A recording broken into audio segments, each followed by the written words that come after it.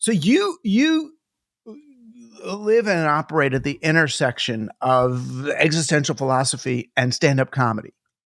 Yeah. Yeah. What, if anything, is the difference between those two things?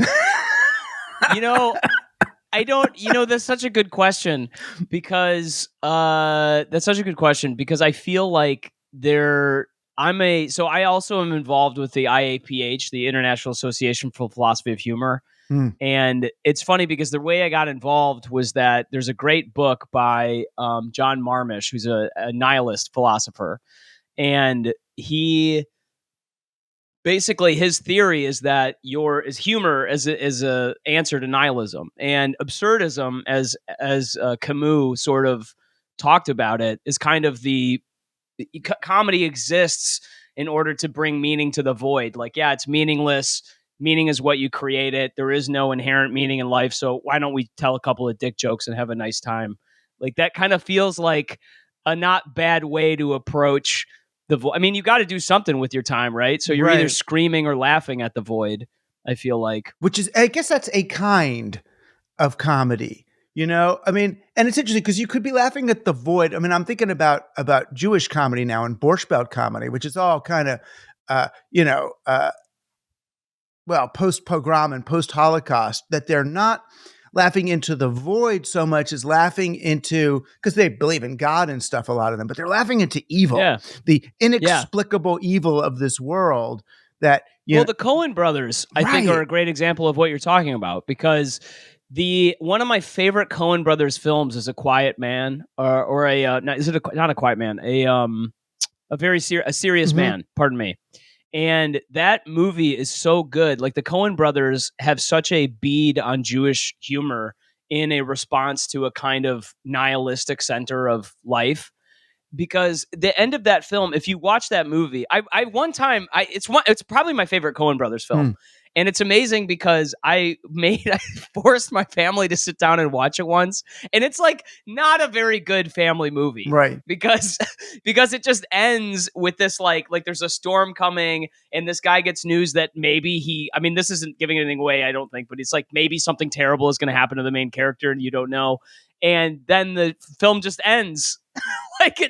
You have no resolution. There's no, and for me, there is a kind of sublime appreciation for how life actually is in that. And like, there's a whole bunch of absurd things that happen. Like, this guy's enemy dies in a random car accident in the movie. Like, there's no resolution to so many stories in this film. And that feels so accurate to life. And there's a kind of humor that comes along with it. They're very good at like drawing out that specific kind of like, of aesthetic that I think is reflective of real life. And it relates to your response to present shock, which is interesting because a lot of comedians and filmmakers responded to present shock over the years. I mean, present shock's the one that got, Bo Burnham to start talking about me. Present shock's what got Steve Soderbergh to start talking. It's like, but I guess the underlying question then is, so we had narrative that helped us make sense of things. So I grew up, when I was a baby, you got John F. Kennedy. We're gonna go to the moon. We're gonna stick a flag in there, and we will have won. You're gonna go. We got Martin Luther King. We're gonna go arm in arm down, and I have a dream, and we're gonna get to that dream. And we have these stories about who we were and how we came. We're an immigrant family and we worked hard to get you to school so you could be a doctor, right? Which I did, but right. So you could be a what? But I broke the narrative, right? But the stories gave us a sense of, we knew where we were in the arc. We used it to orient ourselves and have a sense. It felt less like existential despair when you had a story. So do you feel like which is real, I guess? So present shock and digital technology and the eternal now and all that stuff that you're talking about and that I talk about, it's like really disorienting and scary, and we're kind of desperate. So we try to tie things together and do fractal noia, create this kind of punctilist narratives. People would rather believe that the the World Bank and the Great Reset, that there's a coherent plan by an elite to eliminate 3/4 of the planet with a virus. They rather believe that than believe that nobody knows what the fuck is going on, that everybody is as clueless as Jimmy Carter in the 3rd year of his presidency, right? And it's all just like, let's just wear sweaters and be nice to each other. I love this so much. Which is it? In other words, so is the narrative itself, the story, as I've believed, as Brecht believed, as I'm sure all those French guys that you've read believe, is the story a fake, almost palliative care for the existential despair and ultimate Becker death that we're all going to have? Or is the story kind of real? Narrativity and linearity is sort of real, and now we're in kind of a temporary inability to rely on it, to find it again. Yeah, this is such a good question because first of all, I love the fever pitch of your neuroticism around this is so perfectly like in tune with how I feel like we should be. I feel like somebody once told me when I got off stage that they were like, it's weird because you come on stage and it's almost like the entire subtext of your stand-up comedy set is like, what the fuck? Like it's I'm like, yeah, dude, that's kind of how I feel like a lot of the time. Right. We don't have the space to get sort of George Carlin angry about it or Bill Maher cynical about it. We're still two steps before, just in the yeah. What and because I think that speaking of, we should talk about the George Carlin AI special later in this conversation. But it's interesting, Doug, because I feel like you touched on something with Present Shock that I feel like many creatives who have had our antennas up for a while could feel, but couldn't really describe, which was like, there is a breakdown in the fundamental structure of our interpreted reality that made it intelligible, that we now can no longer, I can't touch ground anywhere. Right. And so the thing that I think is so interesting that has happened really, I mean, certainly since you've written the book, but in the few years before the book came out, which I'm sure you were, obviously very sensitive to, it was almost like we have a seventh or a sixth sense, pardon me, a seventh sense. Jesus Christ, Brendon. We almost have a sixth sense of it's almost like we have our five senses, and then we have this sixth sense, which is sort of an assembled narrative that we can put together. And the weird thing is almost as if a technology like glasses came into being, except in these glasses, everything was tinted by a corporate structure that attempted to want you to visualize the world in a very particular way, like rose-colored or amber or whatever way they decided to manufacture these glasses. It's almost as if that has screwed up our ability to make a narrative that sticks and makes sense. And I think that inherent fracturing has caused all the symptoms that you've talked about. And it's really weird to try to exist in this type of reality because there hasn't been any narrative that does make sense. Because you're right, like there was a legacy programming that came around after sort of the Second World War that was, hey, you were a part of this country, your people came here, who knows how, and now you're here, and if you work hard, you can succeed, and this is the way that we all believe, and everybody's always done this, and this is the way it's always going to be. And the weird thing about that program was that starting really in 1971, and then I would say throughout, especially the Reagan era, that has been increasingly fractured through neoliberal policy after policy. And it's fascinating because it's not just true. You've done a very good job of outlining it, not just in Present Shock, which I think is a book that effectively outlines the symptoms as experienced, almost the phenomenology of the individual living through present shock. But you've also done a very good job in your most recent book, that Survival of the Richest, which I just finished recently, that I feel like was almost an indictment of sort of it was almost like, okay, present shock is how we're experiencing it, but let me talk about the environment that we're now living in. in the world. It almost feels like that's a good description of this kind of fracturing and falling apart, an inability to assemble a narrative in the world. Because what it's done is it's created a space in which self-interested, very powerful, mostly corporate entities have been able to take advantage of the gaps in that space and what's opened up in that narrative. And not only have they taken advantage of the gaps, but these dudes are also victims of present shock. They are the last chapter of that book, right? Which I called Apocalypto, which is that world-ending thing. So where does the billionaire go with Apocalypto? Survival of the richest. You upload your brain, you build a bunker, you do a thing. We fly off, we're going to go to Mars, we're going to colonize Mars. The image of that you talk about where you're like, it's almost as if they're trying to drive the car faster than the exhaust fumes. I'm like, this is so, because I think that the situation that we live in is really pretty dire, and it's pretty bad in a bunch of different ways. But one of the worst ways is that I think a lot of the people who you are talking about in Survival of the Richest, a lot of the billionaires, people who are going to the World Economic Forum, it's a great. I spoke with Peter Goodman, the guy who wrote Davos Man, and it's a very similar situation. These are people who truly believe that they have figured out. I mean, they're getting massive amounts of money. They've received massive amounts of wealth, tons of attention. Heretofore unheard of amounts of attention and wealth, the likes of which no pharaoh in ancient Egypt had ever experienced.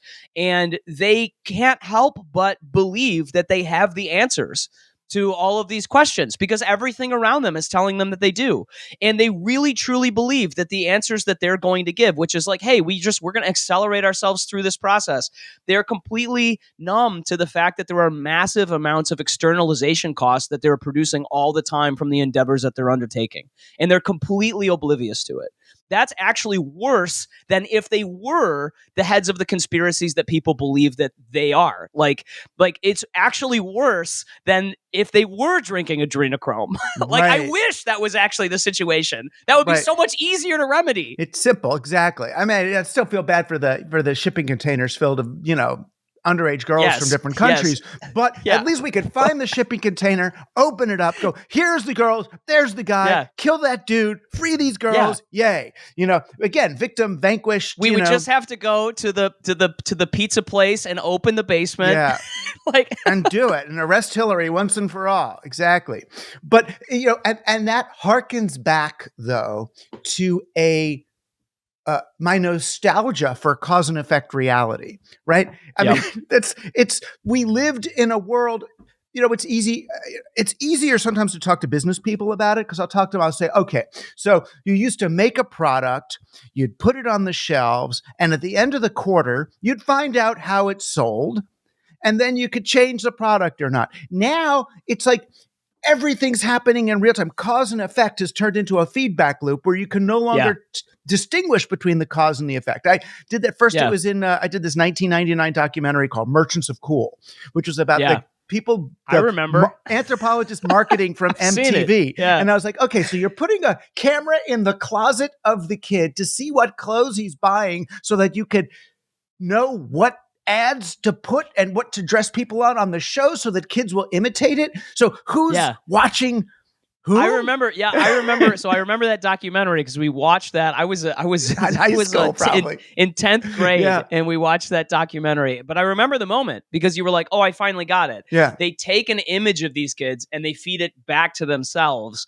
And so, because there's a weird kind of divorce. This is exactly Baudrillard's like concept, I think, of hyper reality in this sense that, this is a simulacra. Like we are looking at an object without a referent. We're looking at MTV is telling you this is cool because it's showing you images of yourself, but you're not actually authentically the object any longer. You're imitating the imitation that you were doing to originally begin with. But then we do that. I mean, I wrote in the 90s, I wrote about really early the O.J. Simpson moment. That was such a weird television moment because in L.A., people watched the white Bronco in this slow police chase. There was this white Bronco escaping from police, and they would see, oh my gosh, it's coming down near where I live. They would walk out of their house and onto their own TV screen. They kind of had time to do that and come back and then look at a video of themselves on the overpass where the thing is going by.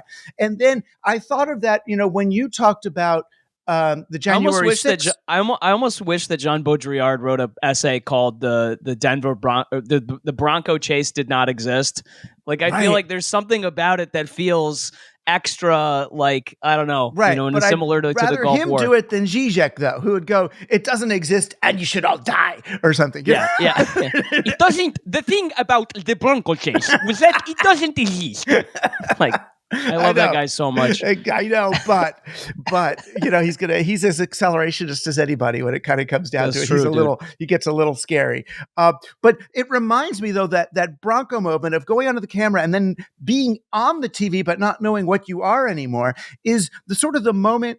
And I understand what the Republicans are saying when they look at the videotape of the people after they break into the Capitol. They're like, what happened? What are we doing? I mean, some of them were, bad guys or whatever, but most of them are just like, what? Well, they were like unprepared for the reality of their own creation. Right. Like there's because you identify it. You do a pretty good job of identifying it in I think in Survival of the Richest, where you talk about, like, I'm a huge nerd. Like, I grew up playing Dungeons and Dragons and live action role playing. I remember dressing up like it was the Middle Ages and running into the woods with with like fake weapons and like hitting each other. So I watch it and I'm like, oh, I know what this is. This is live action role playing. These guys are cosplaying. They're LARPing. So, I look on the college campuses now and it looks like that to me. These kids, I mean, God bless them. I understand. And yes, stop the bombing. Yes. But there's a cosplaying attitude or approach to it. It's like, we've seen this on Twitter. Now we're going to go into the quad on our $90,000 a year school and, and argue for something. And it's just like, there's a role playing quality to it, but for everybody now. Yes. And what an exciting narrative to get caught up in, man. What a cool identity to give yourself. Like, and the thing that I think is weird is having this conversation is like slightly dangerous, because I just want to be clear about this, because what I'm not saying is that every person who's like, hey, we need to, the Palestinians need to be safe and shouldn't be bombed innocent people, or that, like, whatever that happens to be. I'm not saying that those things don't have merit, or that people who are protesting for a fair shake for what's happening in the Middle East are wrong. That's not what I'm saying. Or even everybody who's marching on the Capitol who feels disenfranchised from the political process is wrong either. Yes. Yeah. So that's what's so challenging about the media and cultural environment in which a conversation about either of those two topics has to happen. Is fraught with so much misunderstanding and zero space for nuance, because I got in a lot of trouble because, like, look, I got a lot of family members who voted Trump, were pro-Trump. I got a few family members who are QAnon supporters, right? And how do you support QAnon? I know. I guess you just participate. Full-fledged, emotional, innocent. They're emotionally supporting. Right. They're karmically money supporting to QAnon Central. Okay. No, I don't. I hope Ron White has gotten zero of their dollars. So anyway, what I'm saying is that they end up like they end up, the conversation that I wanted to have was impossible, because when you say, hey, some of the people who march on the Capitol have legitimate grievances, it's almost like what people hear when you say that is like, that was totally correct for them to do that. There's good people on both sides, right? But exactly. But on a certain level, I understand what Ron Watkins, pardon me, not Ron White. Right, Ron Watkins. Right, Ron Watkins. But I understand what Trump means when he says there's good people on both sides. There's good people on every side. Yeah. That's not the fucking point. It doesn't mean guys with torches are good people, right? It's no one is having a conversation. Like, right. There is a in order to by focusing on the act. So I'm a man with no country, because on one hand I will have conversations. So I make that TikTok. You're a cis man with no country. I'm a cis straight white man with no country. Right. And the mustache just exacazabates all of those things. This is for self-defense. Yeah. Oh. So yeah. So you wouldn't get attacked if you didn't have it, though. So you wouldn't need it. Watch out. It's a self-referential thing. It's a cybernetic feedback loop. Thank you. So my just like in the TikTok, at the end of the TikTok, I talk about like, hey, this is just this January 6th is like a great example of all of these things, and here's how it plays out. I have all of these people who are messaging me being like, this is so dumb, I can't believe you think this, and they start equating like, you wouldn't say this about BLM protests, what about that? Where you're like, dude, you're missing the point. Like whether or not, like, look, you can indict the actions of people who are protesting something, but the problem is if you remove from the conversation the principles that are at stake or the things that they're talking about, you actually don't have to engage with any real concepts. Right. You can only just talk about whether or not the people who did things are right or wrong. Like whether or not racial justice is even something that it exists or needs to be pursued in the United States falls out of the conversation completely. And the same thing is true, I think, with this January 6th thing, which is that there are the legitimate grievances that these people have. I think they accurately are aware that, like, a lot of them, if you look at their occupations, are all petit bourgeoisie people who are effectively like realtors and like insurance people, small business people. And like, they're accurately aware that their lifestyle is about to go away because it's getting hit with a tidal wave of corporate like takeover for everything that they're doing.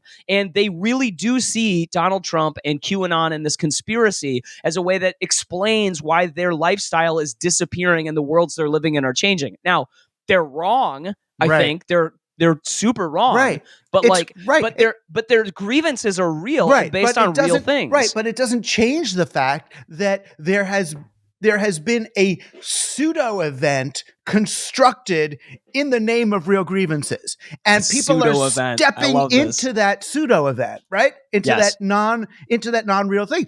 And then the pseudo event ends up having violence. The people die in the pseudo event. This is not real violence. Abby Hoffman holding hands around the Pentagon, trying to levitate the thing. There ends up being real. No, and you're exactly right. Like this was the pseudo events that had real outcomes. Now, I think it was Mark Fisher was talking about this in Capitalist Realism, where he was saying that in a very strange, it's very bizarre because in a weird flipping of what we understand from mid 20th century, we, meaning the West, capitalist democratic powers, saw communism as creating a false reality in which people who could, basically conspired in pseudo events that had real outcomes. That I think the exact example that Fisher uses is the canal that I think Stalin had dug across like whatever part of Russia that had so many people die digging of it. And it was never useful. It was done specifically only just to impress Western democratic powers. It never had any actual use value. The thing that's very bizarre is road to nowhere. Real people died in order to produce these pseudo events. But the opposite is now happening in the West, where pseudo events are actually killing real people, which is completely bizarre.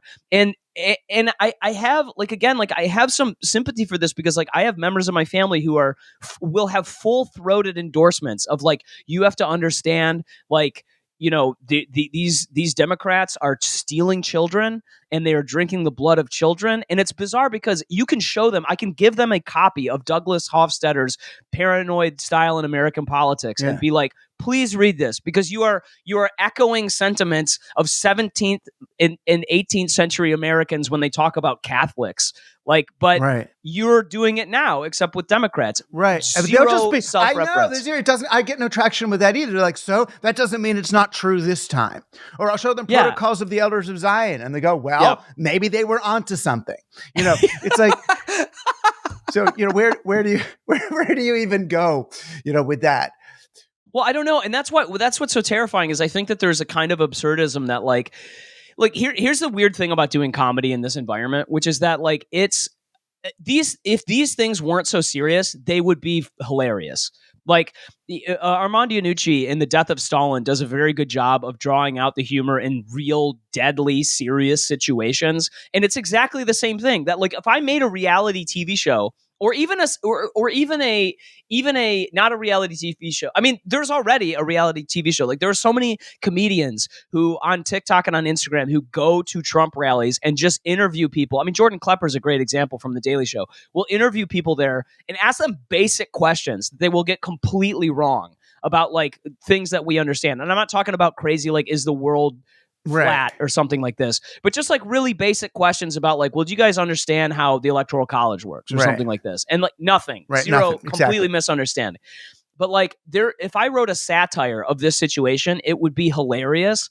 But living in this reality is terrifying. And I feel like there's a weird distancing. And I think that this has to do with things. I think that this is an example of the things you wrote about in Present Shock, because the distance, the removal that people have from their own lived experience is also very bizarre. Like the surprise, and I talk about this in the TikTok, the surprise that people have to being like, oh, wait, I'm getting arrested? Like, wait, hold on, what? Like, dude, you broke into the fucking Capitol building. Like, I went to the rally to restore sanity back in like 2000, and I think it was like 2011 or something like that. This was a giant thing that Jon Stewart had put on in the Capitol Mall, and thousands of people were there. It was crazy. I climbed a tree to get a better view of the stage. And I don't know if you know anything about Capitol Police, but they do not put up with that stuff. No, I know, like, they don't like that. Did they arrest you?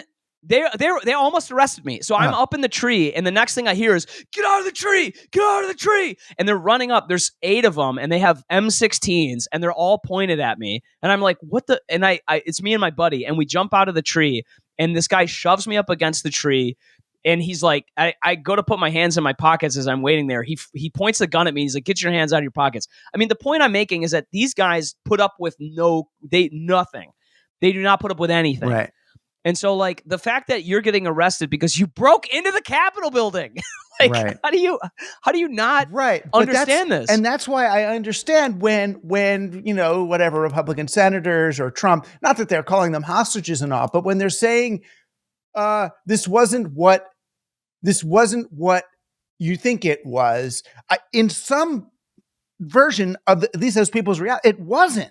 It was like they were going on Jerry Springer, and then Jerry Springer says, "Okay, we want you to kind of fight here," and then do that. They were cosplaying something to a large extent. The guy had friggin' horns. He had horns. That's not the way you seriously Jason overtake. Chansley, the QAnon shaman. But everything, this is my feeling lately, and it's partly because I've been getting a little bit more organic in my sensibilities. Maybe it's as I get closer to death and the worms are starting to circle or whatever it is. I'm older now.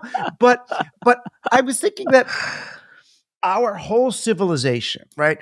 Yeah. Office work and buildings, the whole jobs, all the jobs that people go to are kind of bullshit jobs, right? They really kind of are. The farming is real, right? Farming is real, and not the way we do it. Now we just, kill the topsoil, turn the stuff over. We got like 12 harvests left, and it's the end of the planet, right? So, but doing real farming, some permaculture, organic way, and you just stick the seeds in there rather than mash the whole thing up and all that. That is what we've spent like 1,000 years trying to get away from. It's like, that's dirty work. That's the bad work. That's what the slaves do. And it's like, you get away from it until maybe you get rich and retire.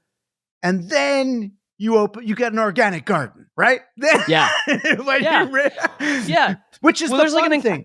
But it's like, isn't every job a whole thing? This whole thing is a pseudo event, is fake, is simulacra. I totally agree with that. I mean, I really think so. There was I really agree with Mark Fisher in Capitalist Real. I'm not sure if you've read this book, but I really agree with Mark Fisher. And I mean, look, this is a guy who is. I mean, I almost reluctantly say you shouldn't believe everything he says, because like he is serious. And if you read the book, you'll understand what I mean. But I really believe what he says, where it's like this whole thing is just a kind of weird kabuki theater that we're all sort of singing and dancing in. And David Graeber's correct, where he says like the secret of the world is that we make it and we can just as easily make it differently. Right. Which is what that's positive. That's so optimistic for a guy who's unfortunately dead now over, unfortunately, rest in peace, Dave. Stress. He's almost really a victim of stress. I emailed with him a few times, and I was just like, oh man, he's worse than me in terms of being overwhelmed and doing too much. Tightly wound.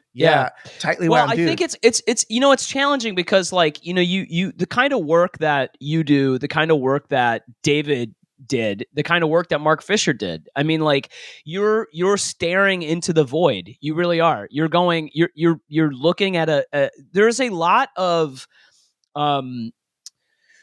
bullshit, I think. And I think that there's a lot of bullshit, and there's a lot of people who get rewarded by believing and talking and you make a lot mimicking more bullshit. money supporting wealthy people's bullshit than you do pulling back the curtain and exposing it as either evil or entirely unnecessary. And I think that there's a heaviness. There's a spiritual toll that I think comes from not only recognizing the monster that you're dealing with, or the void, whatever you want to call it, but then doing battle with it. And then trying to be like, I'm serious. Like David Graeber, when you read David Graeber's work and when you read Mark Fisher's work, especially David Graeber's, I am trying to save the human race from itself, is almost what comes across. And Mark Fisher's... but they do it in that kind of, this is the only way I can say it, kind of verso books way. They do it in a kind of, and God bless them all, but that kind of take no prisoners, I am serious, I am a fucking abolitionist about this stuff way. Yeah, there's very little joy. There's not a lot of joy. But the alternative, and that's why I love what you're doing, the alternative, and I don't know if we're just fooling ourselves here, but the alternative is theater and comedy, right? Yes. So when I would do my regular present shock talk, it kind of wouldn't work except on really kind of smart audiences who are already kind of Marxist or something. But when I would do it in a stand-up way, I mean, I used to do this thing, I don't think it's even in the book, maybe it is, where I talked about the Real Housewives of Orange County.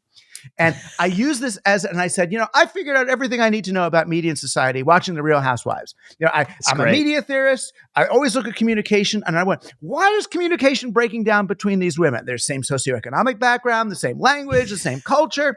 And I realized what it is they have so much Botox in their faces that they can't make facial expressions that are consonant with the language coming out of their mouths. So I love it. It creates a kind of cognitive dissonance and distrust, and I'll do the imitation of, oh, I'm so sorry to hear your daughter has cancer, with their face trapped in a smile. And the other one thinks she's happy that my kid, I don't believe her.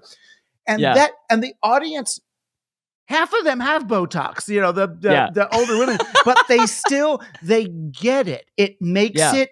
It makes it somehow easier. A spoonful of sugar really helps the medicine go down. But I think it's not just that. It's not just humor, which is true. But the thing that I love about comedy and humor is that there's a real kernel of truth in what you're talking about, and there's something that actually humanizes and gets people to realize that they're like, oh shit, like the people who are controlling the entire world, they're human.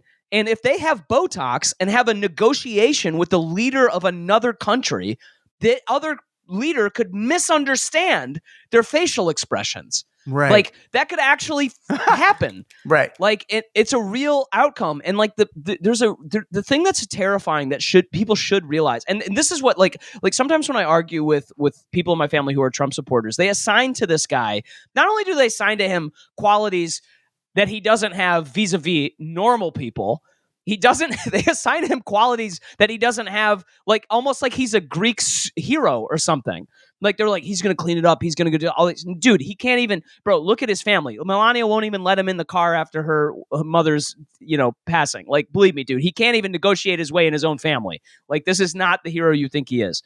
But the thing that they assign to these people are characteristics that they super don't have. And it's like, it's almost like like tropes due to distance. We can project all of these things on all our hopes and wishes onto these people because we don't realize how flawed of human beings they really are. And that was, I remember Obama at one point where he was saying, these people are, acting like I'm Che Guevara or something. And they don't realize my policies are actually closer to Reagan. Yeah. He had said it out loud. And it was like, dude, I remember it was like, this guy's great at branding. He's great at branding. Yeah. And yes, he was sophisticated and smarter than us and all that. But he was not what people projected onto him.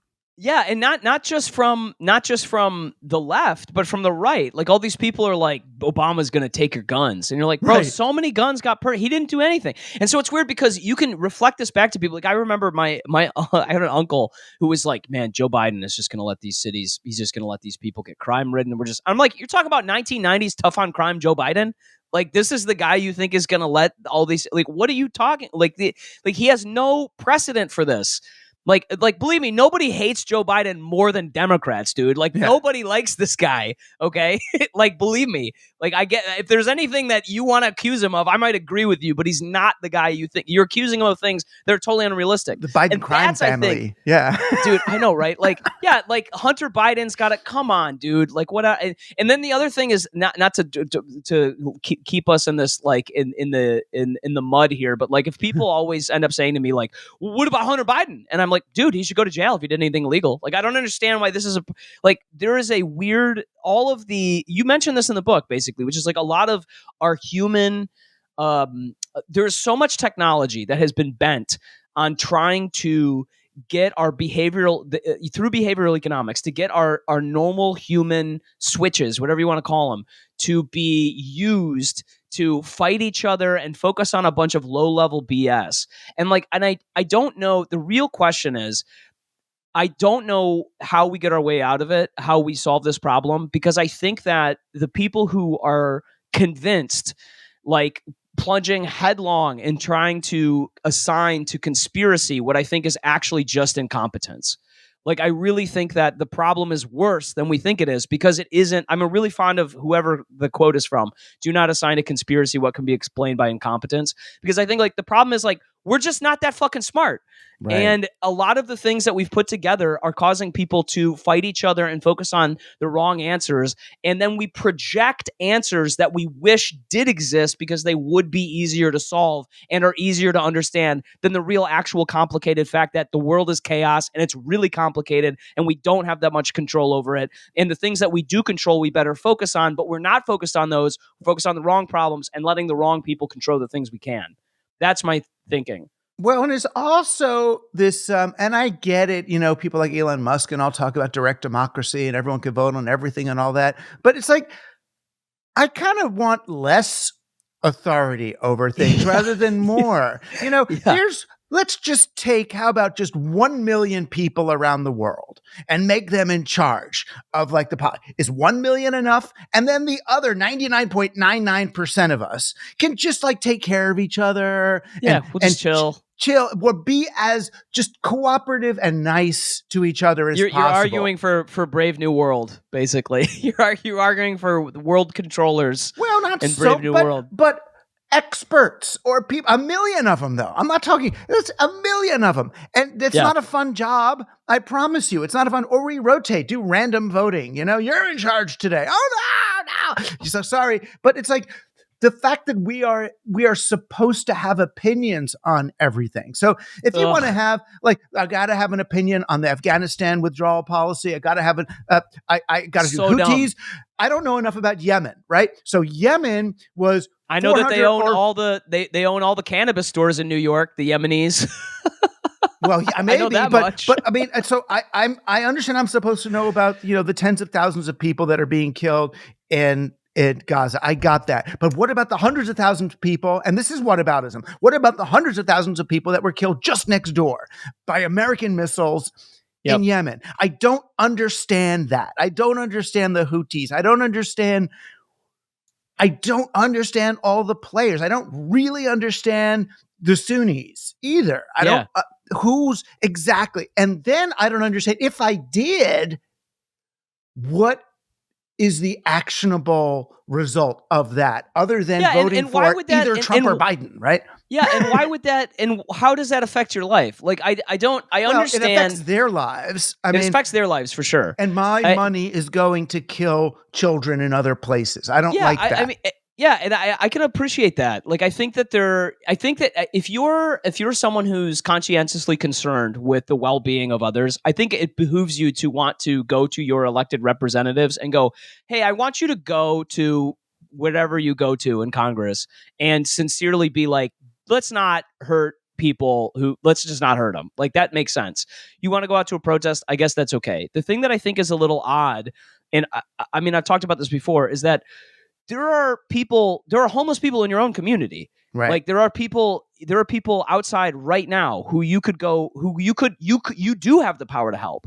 And you're not helping those people. You're actually just concerned with people who are completely, you don't know them. You'll never know them. They'll never know you. And if you were helping those people, it would take some of the stress off these giant top-down architectures that are so brittle as to need war in other places. In other words, if you're helping your neighbor, we need less oil. If you're helping your neighbor, we need less political control over people in faraway places. There's less, total angst. I would say also, and you would have a real community, which is what the problem that a lot of the virtualization and parasocial relationships that we're creating are insinuating themselves into. A real community is the opposite of that. It's just, the United States, through not an accident, but through a series of choices in history, has gotten to a place where most people don't live in places in which they can have an organic community. And as a result, these corporate powers have been able to insinuate themselves into our lives. I think the thing that is strange to me is just the feeling that I know I reference Baudrillard a lot, but it's really amazing how much he saw coming. That even from Simulacra and Simulation, The Transparency of Evil, The Gulf War Did Not Happen, Paradox, all these other books that he wrote, the System of Objects, all this stuff was really prescient in a way that I think is explains a lot of the world right now. That what you witness when you see people who are protesting, I think Israel-Palestine, or many of the, even I would go so far as to say probably even a lot of the Yemenis, although maybe I'm going to get some backlash from making this comment. I really think that a lot of that is a simulation of outrage or a simulation of protest, where it's you could actually go help people in your real community, but instead you'd rather simulate being somebody who does care, and then you don't actually have to do anything. Well, there's multiple things going on. On the one hand, there's terrific social justice, aggravated social justice pleas and trying to move a government. On the other, there's a personal need to feel connected to something real. And the killing of babies is as real. It's real. Yeah. There's with everybody in America, all of us white little puffy people, we've got no sense of indigeneity anymore. White little puffy. You know what I mean? We don't have indigeneity. So we kind of, our intersectionalism and our identity politics substitutes for that lack of a sense of indigeneity, of realness, right? Yes. If everything is fake, at least find where in the exact spectrum I identify with you. I can wear your flag, your color, your thing. I can be an ally and not get yelled at now. But the strange thing is this, that so I think like you, I am in a quest to return to the real and to help bring people back to the real. I feel a little mosaic at that point. I don't want to bring people to Canaan, the next promised land. I want to bring people to the desert, right? Yeah. Where we actually are. Here we are. Just be real. But when and many people want the real, but most of us who are striving for the real are striving to get back.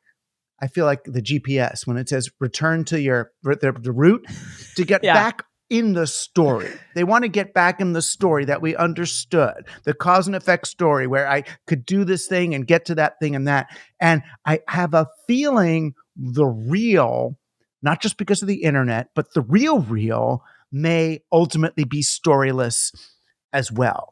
There is no, it's like story. If you want to have sex with a story, you're going to get that woman, you're going to have sex and you're going to come, right? Yeah. You want to have sex for real?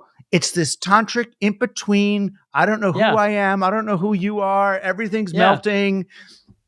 That's not, is confusing. It's confusing and chaotic, and you have to be present for it, and it could hurt you, and things could go wrong.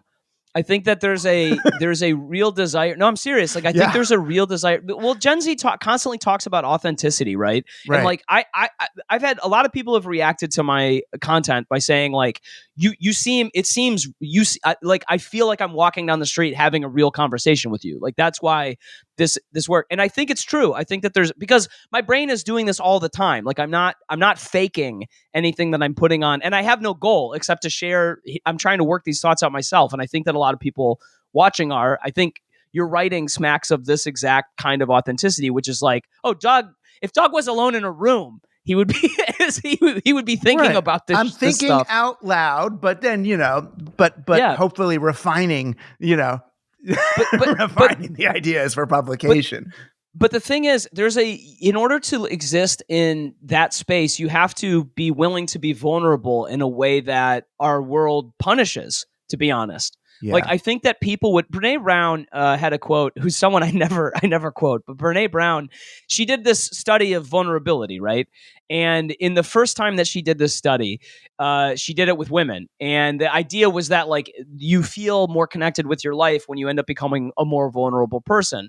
And somebody told her, listen, you need to do this study with men. She didn't do it with men when she first started. When she started to do it with men, she realized very quickly that men are not vulnerable because they get punished really quickly if they end up becoming vulnerable. and I exactly. think that any man listening to this probably understands it.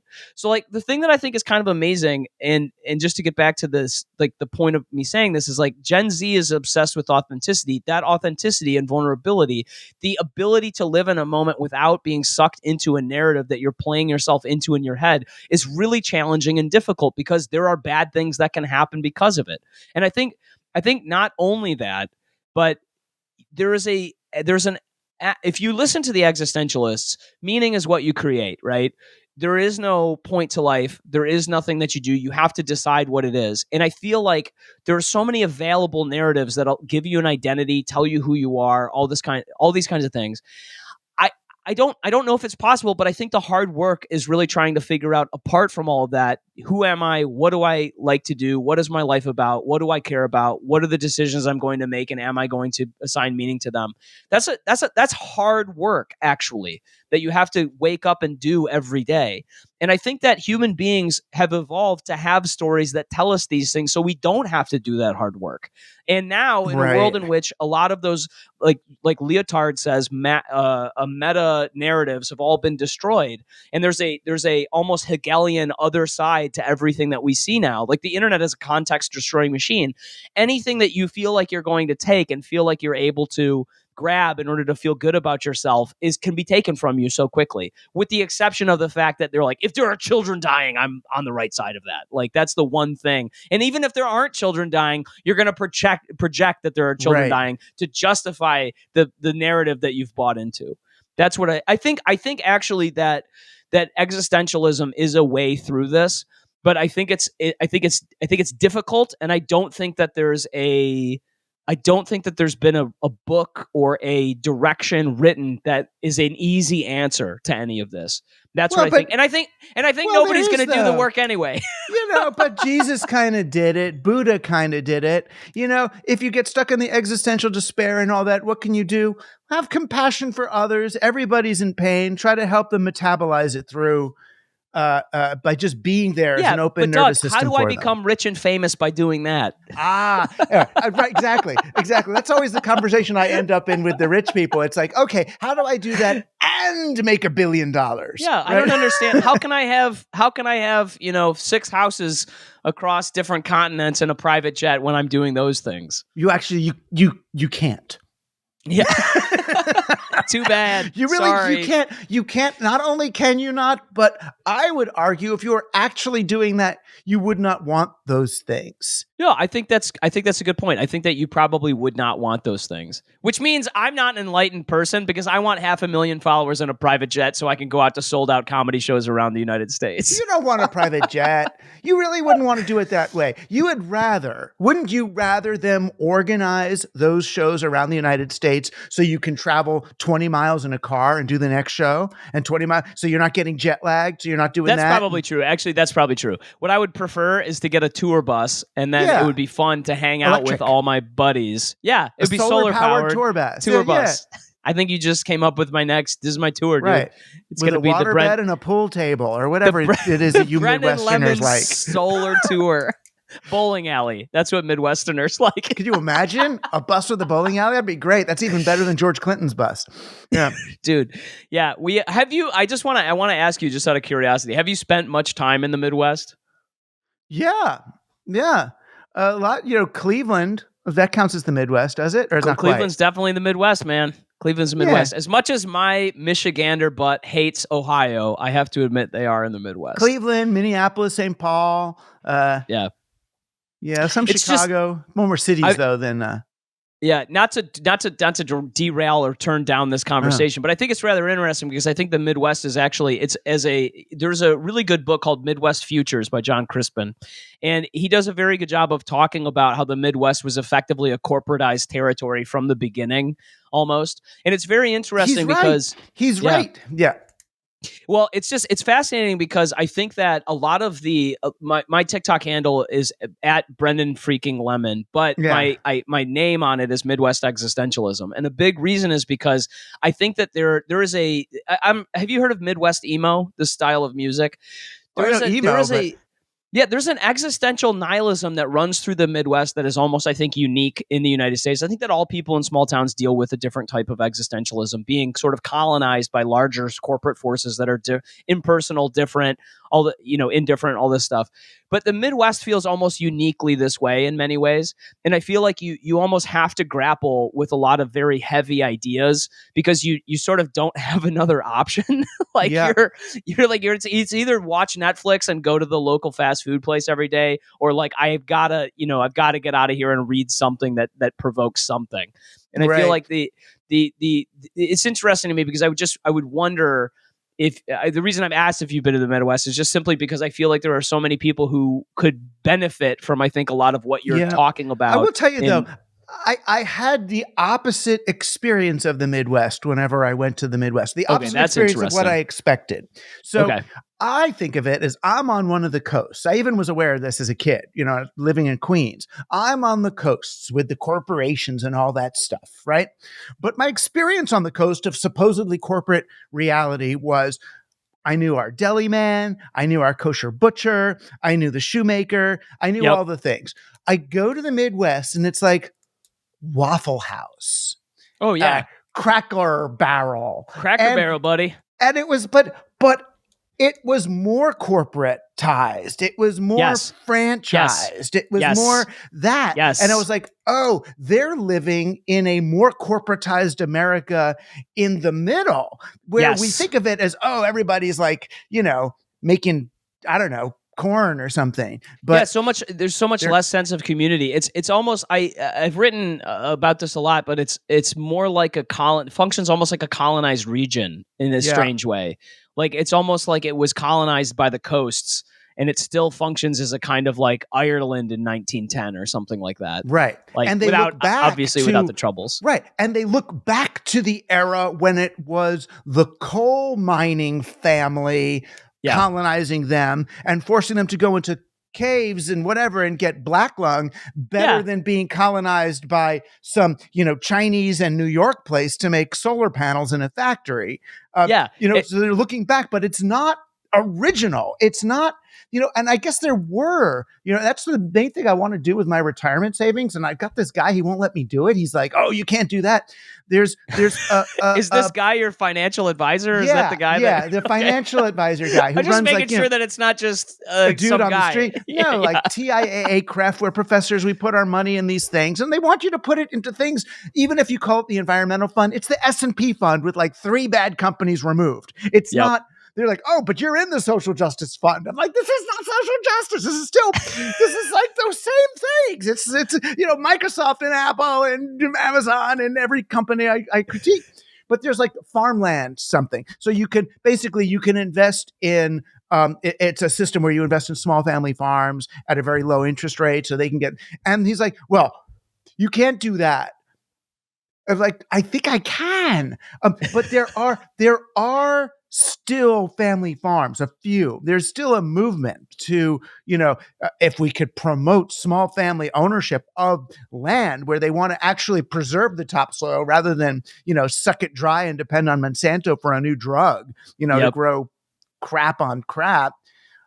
It can be done. So I think there was and still is a Midwest that's not Cracker Barrel. Yeah, and you should really check out John Crispin's book, Midwest Futures, because he does talk about kind of some of this concept. I think it's strange because you really identify it. You do a very good job. Your latest book, the Survival of the Richest, I think does a very good job of drawing a lot of different sources of information, resources, I would say, together in a rather elegant way to describe, I think, the sort of the situation we find ourselves in. Because I think that one of the things I did want to talk to you about before we run out of time is it is interesting because you identified it not just in Apocalypto, but then in the final chapter of Present Shock, but also you talk about it a little bit in the new book, which is that there is an almost millenarian desire to bring about the eschaton, as you were talking about, to bring about there is a religious like almost righteousness to the destruction of something that people who are proponents of, specifically I would say January 6th, that the people who have been arguing with in the comments so much want to bring about. And I think that they're not wrong in this weird way that, like, there does need to be a kind of ending of whatever it is the tech class of billionaires operates under the delusion of this nonstop growth that can just continue going. There has to be an end to that kind of thinking in order for us to go to the next thing. But I don't know, like you're very critical of accelerationism. I don't know that accelerationism is the answer. I do think that there are contradictions at the heart of capitalism that cause it eventually to have some type of crisis. Who knows what will come? Yeah, we need a reckoning. Yeah. You know, I don't know that the Great Awakening is the reckoning that we need. It's certainly not the tech bro reckoning that they're looking at, you know, is to rise above the chrysalis of matter as pure consciousness before the planet explodes, or, you know, to get off, or to, you know, and I understand they look at all the other humans as sort of the larval state, you know, and they are the flies that get the wings that actually go off and harvest and colonize new places. Gross. That one doesn't work for me, not in the short term anyway, or the medium term. Maybe the super long term. So thousands of years from now, we have warp drives and, you know, send a few scouts out to Alpha Centauri, or, you know, whatever. There doesn't seem to be any, it's correct. It's like, there's not, there is a kind of escape velocity they all want to reach in some way, that to continue the party. And I think, like, it's weird because we're entering an age in which the writing's on the wall, like the music is slowing, like we know that, and the party's coming to an end, but like we're not really sure how or why or in what way. And like that kind of thing is really terrifying in many types of ways. And I think that the end to their reality is going to spell a kind of doom, and hopefully it won't be, you know, but I can see reading your book, I can see why there are people who are projecting big C conspiracies on all kinds of things. Like, obviously conspiracies exist by definition, but like, I don't buy into, like, it's so strange to believe that there are big C conspiracies going on because people are, quite frankly, just not this well organized. Like, in any kind of, even you saw how them. You saw how we pulled out of Afghanistan. How are we gonna, you know, put nanobots in syringes that go all over the planet? We couldn't even pull out of one fucking country very well. Yeah, no, like, they can't. They're shit for brains, these people. But but I totally. But it's certainly, on the one hand, it's very comforting to believe that somebody's in charge and that there is this conspiracy, that, you know, there's some great reset or thing that's going to happen. But I'll tell you, if you believed that the world really is going to kind of end, then wouldn't you sort of want to be there when it ended? When it happens? It's like, worst case, at least if it's like, well, I'm like, all right, I turned 60. So it's like, well, we better get this show on the road if I'm going to be alive for the thing. It's like, come on. Wait a minute. You mean I got to die before the world ends? Yeah. It's like, what? It's like, no. Yeah. Right. I think that's part of it. You know, it's like, let's bring it on already. And it's also because of the whole Present Shock problem, and we're out of the story and all. It's like, well, at least we can get the one big story. I don't know what my life is. I don't know what marriage is. I don't know if I believe in God, but I'm going to be here for the grand finale. The end of the world. Yeah, Patton Oswalt has a great bit that I love. He's a comedian who's absolutely super talented. And he goes, if you're here for the apocalypse, you have the greatest story to tell in the afterlife. Like, it's just it's so much cooler. Oh, totally. Everyone's going to want to hear. Car accident. How'd you die? Fire ants. How'd you die? How'd I die? In the freaking apocalypse. I know, but that's going to be a very popular line. I mean, there's going to be 8 billion, people who can say it. So, This car is true. accidents There will will be actually be fewer at that point. Quite a lot of you people. strangled? You were strangled? Ooh, come on, Morris. This guy was strangled. Morris. It makes sense. Whatever, We'll have you over for dinner here in the afterlife. But I understand that, but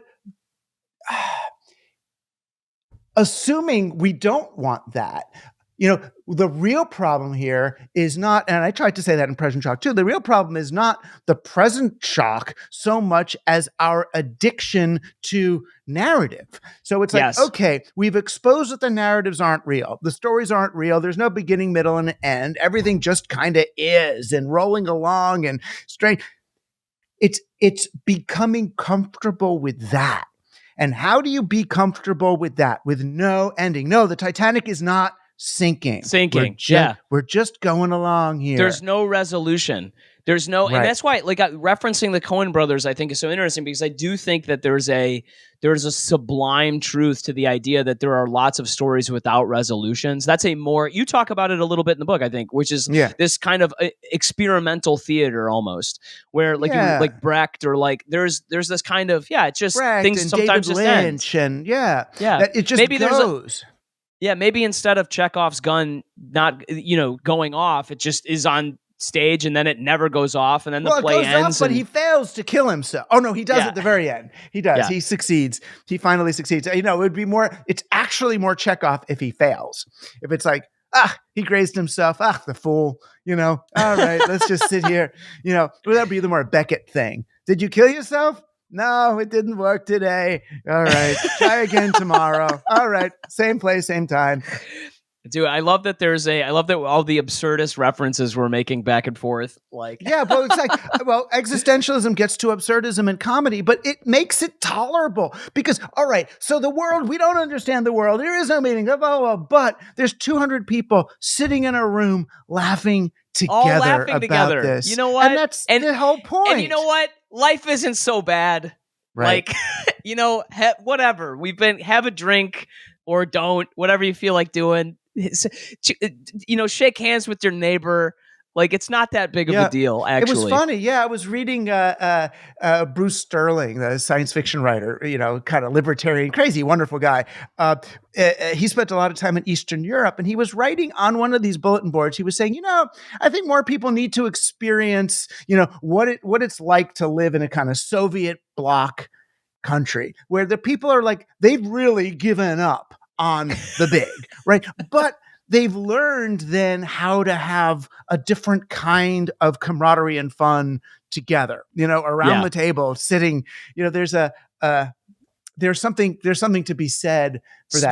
Small moments that are actually more meaningful. I really think, because what's an underlying theme, I think, to some of your writing, especially in Present Shock, has been this kind of dopamine addiction that I feel like everyone has. I've decided this month to try to go on a dopamine cleanse. So I'm not scrolling. I'm not streaming anything. I'm listening to audio, but I'm trying to avoid doing anything I would normally do to get a dopamine hit. And it's really hard. It's really hard. Oh, you know what helps? Do a mushroom trip. Yeah. If you do a real mushroom trip, it becomes a lot easier to then not. You know what I mean? It's sort of like you do something like that. You don't want to eat meat or something. Interesting. Because that's what I did. And I'm totally off this shit now. All off the dopamine? Well, maybe I'll do that coming up next week. I did ayahuasca last year, and that was pretty wild. 3-day retreat. And it was my head went to another dimension, So then I came back and I'm like, man, maybe these conspiracy theorists are onto something, dude. They're onto something. But the object of the game then is to learn to, I hate to use the word tolerate, but at least at the beginning is to learn to tolerate an utter lack of narrative. It's not nihilist. Mm-hmm. It's not even existentialist. It's just, can't you be the the happy nihilist, the it's not like you're happy nihilist sounds like you're like Dexter or something. This is exactly but this is John Marmish's point in his book Laughing at Nothing, which is that there's no point, and so you can create whatever you want. So the absurd that you can appreciate. Like I'm a big fan of H.P. Lovecraft, the horror writer from the early 20th century. He invented the concept of cosmic horror, right? But it's interesting because Rick and Morty, the TV show, is almost a cosmic humor. Like, it oscillates so quickly between terror and humor, but there is so much humor in this weird, like, abyss, nothing nihilism that we're all running away from. Like, you even mentioned Ernst Becker, I think, and I forget which book, but The Denial of Death, and how, we're all attempting to amass these fortunes in order to prove our living selves and run away from death. But like, the strange thing about it is, like, if you just accept the idea that you're like, this is just absurd and it's weird that we're here, there's something really funny about that. And you can start appreciating the humor in life around you. Like, there's a great something thing. Beautiful. We're conscious. I mean, like, and I don't want to be in a Black Mirror episode. I don't want somebody to download my intelligence in a computer for all eternity. Like, I think it's a lot better that we have a finite amount of time that we have to make the best of. Exactly. And even if there's an infinitesimal possibility, or only an infinitesimally small possibility, that there's something after you die, what if there is? Yeah. And you know what? It might not be that great. So you should probably try to have a great time now. Now, right. It could be like, this could be the good part. That could be like the, oh my God. Yeah, dude. The waiting on lines and stuff, like in the Defending Your Life movie. You're just waiting on lines and just should be so getting processed. It sounds so disappointing. I think if there's an afterlife, it's probably pretty decent. If you were a decent person, let's hope. So do you make enough money just being funny to live? Oh man, what are you, my in-laws? Jesus. I don't. Yeah, I run a comedy club here in New York, and we do okay. But so you've gone meta on your profession. You've leveled up. You're a rentier. I've leveled up. So other comics pay you to be on your stage and to try to be funny themselves. Yeah, well, we have other comics don't pay, but we sell tickets because we do a lot of great shows. And so it's not pay to play. That's good. Yeah, it's not pay to play. Because there are these places in New York. I don't know if you've heard of them. Yeah. I won't even talk about it. They're kind of pyramid scheme comedy improv places. Completely. Oh my God, it's such a scam. Nothing personal. Yeah. I'm sure it's not a scam. I'm sorry, I didn't say that. No, they're cashing in on your dreams of comedy glory. That's what they're cashing in on. When I was doing rock, I actually played with a real band with Psychic TV, going around. And what I realized after my, 4 or 5 years in the rock and roll business is the only one making money is Guitar Center. Right? Oh yeah, dude.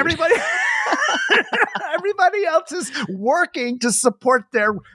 Unless you get to like Hall & Oates level or whatever it is. All the people who made money in the gold rush were selling pickaxes, man. It's exactly the same. It's like very similar. Yeah. So no, we it's called the Sunflower Arcade Lounge. It's in the West Village. We run shows like many nights of the week. It's a lot of fun. I've been doing comedy for. So you own a building? You rent a space? How does this happen? We have what do you exactly. do? We have a relationship with the building, basically the venue owner, and so we run out of the basement of that place. It's really cool. We've got like a lot of amazing comedians have come through and done it. I've done comedy for like 20 years. I started when I was in high school. I've got 2 uncles who are stand-up comics, and just fell in love with it and continue to do it. And I it's weird because I probably could be. I mean, obviously the goal is to become more famous and to be running a lot of this stuff. I think it's been challenging a little bit for me because I think that I'm still, even though I'm this far into comedy, working out my own identity on stage a little bit because I'm a complicated guy, and I read Doug Rushkoff and Jean Baudrillard and Albert Camus and like all these guys. And I'm kind of an existential person, but I also enjoy a dick joke from time to time. So right. It is tricky. It is tricky. I mean, some people have done it though. There was the guy with the caveman show on Broadway. He kind of went, what was that guy? He went there. Bo Burnham's been really good at sort of pushing through. Bo Burnham is amazing. But he's stuck with this sort of the impact of digital technology on the way we think. So it was kind of tightly focused, at least for a while. And he's doing friggin' musical comedy, man. The guy he can't be stopped. Like, he's a good actor. He's a good director. I mean, like that movie he made, Eighth Grade was fantastic. Like, he's a musician. All of his music's amazing. I mean, I started following him when he first started writing music on YouTube because I was like, this guy's really good. And he's tall, so you can't beat him. But he's native to this space, right? He's native to the present shocky digital space. And that gives me certain faith that, okay, nature, nurture, whatever it is, you could be raised in the simulacrum and still see it for what it is, right? Yeah, I think that's true. Like, I think that part of the reason that Gen Z is so checked out or whatever, like, I think that the millennial generation, my generation, is strange because I'm sort of I almost identify more with Gen X than I do with Gen Z. Yeah, and because Gen X people, like, we grew up in a similar, like, you and I grew up in a similar culture, which is like magazines, prints. Like, there was a certain amount, MTV, like, there was a certain amount that was accessible in a very particular way. And I think that the odd thing is, like, that narrative you're talking about, that America, that meta narrative, that started to fall apart in my generation. I think that millennials feel betrayed in a way. Like, I feel like, oh, I bought a bill of sale for a bunch of goods that weren't what I was given. Like, I'm not going to probably, most millennials are going to have trouble affording a house. Like, we have all this college debt that we're working our asses off to pay off. Like, we bought into the narrative. And I think Gen Z's now grown up in a world where that type of fractured narrative and all of the simulation and simulacra and hyper reality, they grew up in all of that stuff. And they're just like, yeah, this just sucks. I'm not going to do this. This doesn't seem like a good way to do anything. And I kind of envy them, but I almost weirdly can't relate to them because I feel like I'm inherently, like, I want to believe, you know what I mean? Like, I want to believe the narrative so bad, except it's, like, not true. And it's a gulf that I wish I could bridge. But I think Bo Burnham I think he was a native of that space. He grew up right in it. Yeah. And it is hopeful too that I'm seeing, Josh, the producer of this show, does something called Digital Void, which they do it at Caveat Lounge on, NBC I know Caveat. Or whatever. Yeah. And they do this every month. They do an event and they basically have, like, smart people with PowerPoints kind of doing stand-up mimetic analysis of things. And people are coming out. I mean, you do shows, people are coming to, even post-COVID, whatever it is, they're coming out, and I think they understand that there's something to be had with live, connected humans in a room. Yeah, I think that's going to be the next thing, actually. I think that there's going to be a wave of people wanting to go see things in person. I think that there's a desire to feel connected to a real performance and to a real performer, and not just witness things virtually. I really do think that that's going to be me and my business partners talk about this a lot. I think that there's going to be a major shift in this. Live theater, I think, is going to make a comeback. I think that there's going to be a number, probably in the next 5 years, I think there's going to be a number of very big plays that are not just like Hamilton, but just a bunch of plays that are not spectacle productions, but productions of meaningful, interesting theater that people will want to go see, that the creators of which will probably be like, no, we're not going to produce a film about this. You have to go see it live, or it has to be produced in your community. Sorry, that's the way it's going to be. And I think that that's actually going to happen. Yeah. No, I could see that, and because you could see the crazies are already kind of gearing up. It's weird. I just saw, who was it? Alex Jones and Elon Musk on a YouTube together. Amazing. Saying Team Human. Yeah, good God. That they said they came up with Team Human. But Team Human, that we're on Team Human now, not Team Machine, we're Team Human. And talking about the same stuff we are, in a sense, but from crazy land. But it's Naomi Klein's doppelganger mirror thing going on. God, that book is so good. Isn't it? Yeah. Isn't it? It's amazing. But it's for her to admit it too, that you get lost in it. She got lost in that. It's the same stuff you're talking about, that you get lost in it. You don't know where you are. You can't have your bearings anymore. And there's your mirror. And it's like, oh, wait a minute. Am I that crazy also? But I think if you're on a YouTube show with Alex Jones, you are that crazy. Right. I guess. I mean, luckily I'm not. Though I was invited to Bannon. I talked about that a lot, whether or not to do it. Oh my gosh. What? Yeah, to do Bannon because he liked Team Human. He was reading from the book, but he likes it because from his perspective, it exposes the great conspiracy of the technocrats against the humans. Look at them. They're going to leave us behind. And it's like, no, you're supposed to laugh at them, not take them seriously. Right. Oh my gosh. Doug, this was great, man. I appreciate you having me on. Sure. I appreciate you coming on. And we should play together. I should come to your space. What's it called? Everyone should go there. What's it called? Sunflower Arcade Lounge. Sunflower Arcade Lounge. It's not every night that you have certain nights there. Yeah, we have. If you just Google it, you'll see that we got a lot of great reviews. I'm really happy. People have really been very positive. The experience has been good, which is good because we like try really hard to make it like a unique. Like this is you dig it too. It's got a kind of punk rock like DIY vibe, which is really cool, and it's good. It's getting great reviews. People love it. You can go check it out on Google, and then it'll go straight to the Eventbrite, so you can just pick up tickets there. Cool. We should do a Team Human there. Dude, come out, man. We would love to have it. Like, it's cool. It's got a backdrop of all these old arcade games from the 80s. Like, the whole thing is a real 80s vibe down there. So it's like it's supposed to feel like oh man, I stepped back in time a little bit and like this thing that doesn't exist anymore. Because kids today, like this is so strange, but like kids today like didn't grow up. I was like the last generation that grew up with actual arcades. Where like you wanted to go play video games, you had to go get a $5 bill from somebody and then go to a dark room at the mall or like somewhere. Yeah. And then like go hang out and play video games or watch other kids play video games too. Yeah. Exactly. I was a Joust kid. We got Joust, man. We got Galaga. We've got Joust. We have Defender. We've got Joust was a great one. Yeah. It was one of the first games designed by a woman. And you had you hit a button to flap the wings. Flap the wings. Yeah. And then you had to like hit other people on top. It was the best. That game was so much fun. On flying dragons. Yeah. Gorgeous. People don't know, man. People forget. All right. But we will inform them. We will orient them to the truth of the video game reality in which we live. Excellent. Thank you for being on Team Human. And we'll see you very soon. Thanks, Doug.